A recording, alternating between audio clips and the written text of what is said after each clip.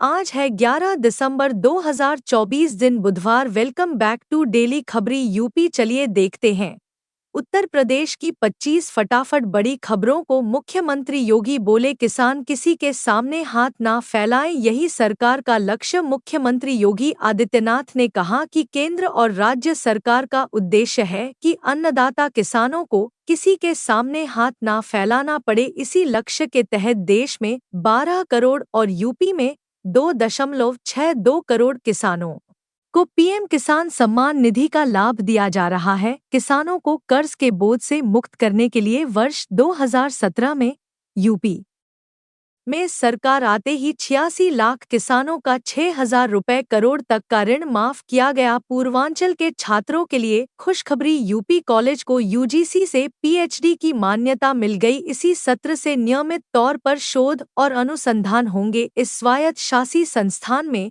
2024-25 सत्र से 3,233 तक पीएचडी एडमिशन हो सकेंगे। महात्मा गांधी काशी विद्यापीठ ने अधिसूचना जारी कर संबद्ध यूपी कॉलेज में पीएचडी की मान्यता से जुड़ी जानकारी दी। राजकीय डिग्री कॉलेजेस में 562 असिस्टेंट प्रोफेसर की होगी भर्ती। प्रदेश के 171 राजकीय महाविद्यालयों में असिस्टेंट प्रोफेसर के 562 पदों पर भर्ती की जाएगी। उच्च शिक्षा निदेशालय की ओर से हाल ही में उत्तर प्रदेश लोक सेवा आयोग को 23 विषयों के रिक्त पदों का ऑनलाइन अधियाचन भेजा गया। इन पदों पर भर्ती के लिए स्क्रीनिंग पर परीक्षा से संबंधित प्रस्तावित नियमावली को शासन से मंजूरी मिल चुकी है। यूपी की इस यूनिवर्सिटी में किसानों के बेटे बेटियों को मिलेगी स्कॉलरशिप। इस आधार पर होगा सिलेक्शन। अलीगढ़ मुस्लिम विश्वविद्यालय के एग्रीकल्चर से स्नातक और परास्नातक करने वाले किसानों के बेटे बेटियों को मुख्यमंत्री कृषक छात्रवृत्ति योजना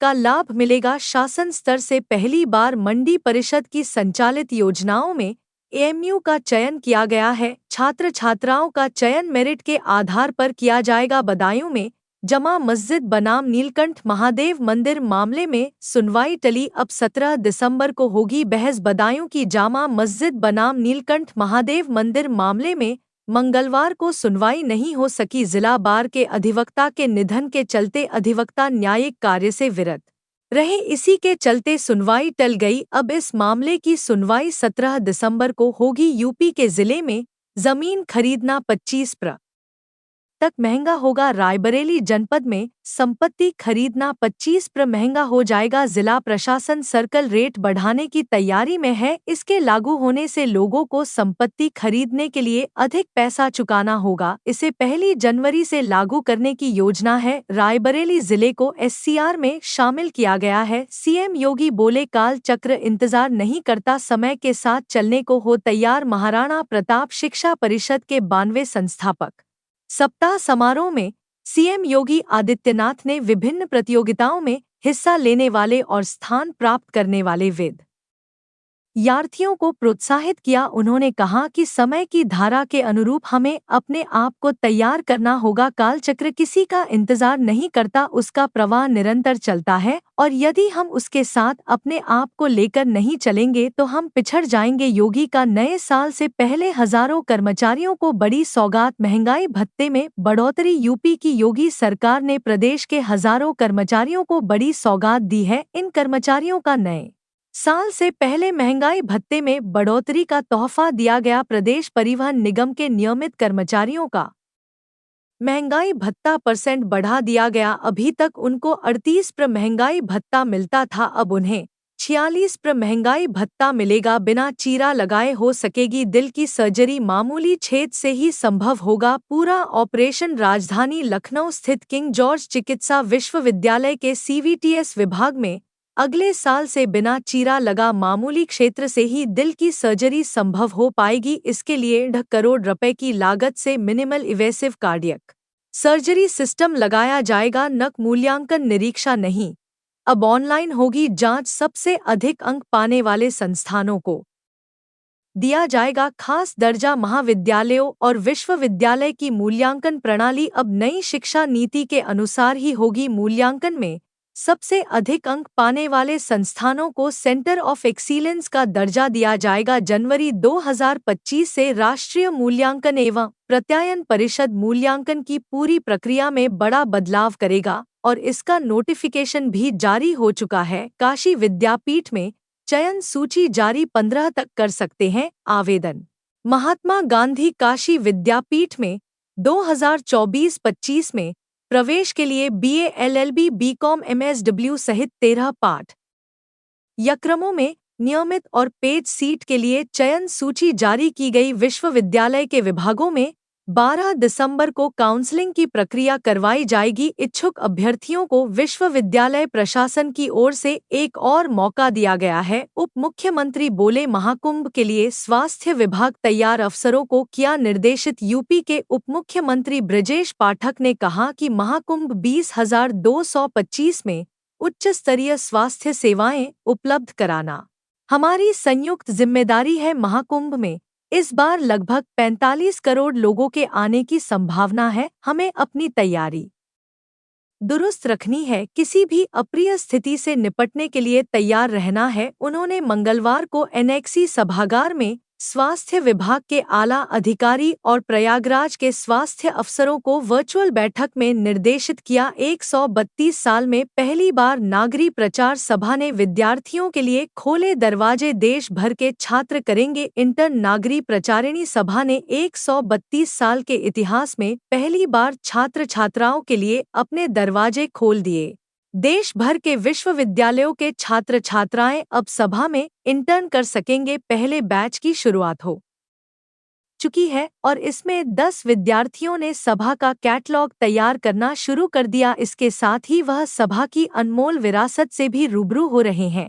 यूपी में किसानों को सब्सिडी पर मिलेंगे फसल सिंचाई के यह उपकरण। कृषि के लिए केंद्रीय और राज्य सरकारों ने कई योजनाएं बनाई हैं, इनमें योगी सरकार का नाम भी है। यूपी में घटते भूजल स्तर के चलते कृषि लागत पर इसका व्यापक असर पड़ रहा है। इससे किसानों की आय में भी गिरावट आई है, लेकिन योगी सरकार ने राज्य के किसानों के लिए पानी कम करने की एक योजना घोषित की। योगी सरकार डपर स्प्रिंकलर सिंचाई तकनीक जैसे उचित तकनीकी हस्तक्षेप को बढ़ावा देकर कृषि जल उपयोग दक्षता बढ़ाने और किसानों को पानी बचाने और संरक्षण तकनीकों का उपयोग करने के लिए प्रोत्साहित करना है। नोएडा की जन भावना जेवर हवाई अड्डे का नाम अटल बिहारी वाजपेयी के नाम पर हो। जेवर इंटरनेशनल एयरपोर्ट को लेकर एक महत्वपूर्ण मांग उठी है। वरिष्ठ समाजसेवी डॉक्टर आनंद आर्य ने कहा कि जेवर हवाई अड्डे का नाम पूर्व प्रधानमंत्री अटल बिहारी वाजपेयी के नाम पर रखा जाना चाहिए, जिन्होंने इस परियोजना का सपना सबसे पहले देखा था। डॉ आनंद आर्य के साथ साथ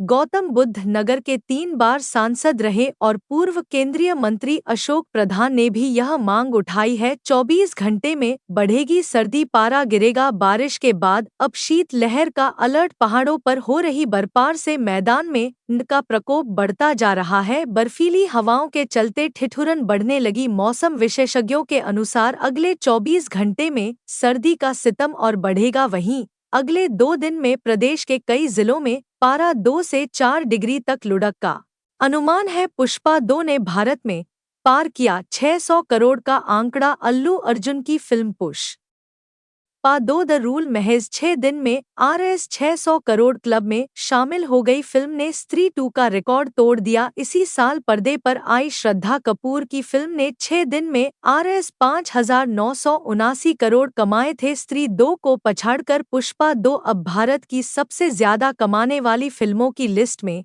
6वें नंबर पर आ गई। फिल्म ने दुनिया भर में 900 करोड़ कमाए। अभी भी फिल्म की कमाई जारी है। फर्ज ऐप से भी बन रहे लर्निंग ड्राइविंग लाइसेंस खुलासे के बाद परिवहन विभाग में हड़कांप। यूपी परिवहन विभाग ऑफलाइन सेवाओं को धड़ाधड़ ऑनलाइन तो किए जा रहा है, लेकिन सुरक्षा पर कोई ध्यान ही नहीं दिया जा रहा। ऑनलाइन सेवाओं में कभी मृतक का ड्राइविंग लाइसेंस बन जाता है तो कभी फर्जी पता अपडेट कर कोई भी अपना DL जारी करा लेता है। अब तो रेलवे के तरह ही परिवहन विभाग में भी जालसाजों ने परिवहन हेल्पर ऐप एक ऐसा सॉफ्टवेयर तैयार कर लिया है जिससे आसानी से लर्निंग DL समेत अन्य कई काम हो रहे हैं।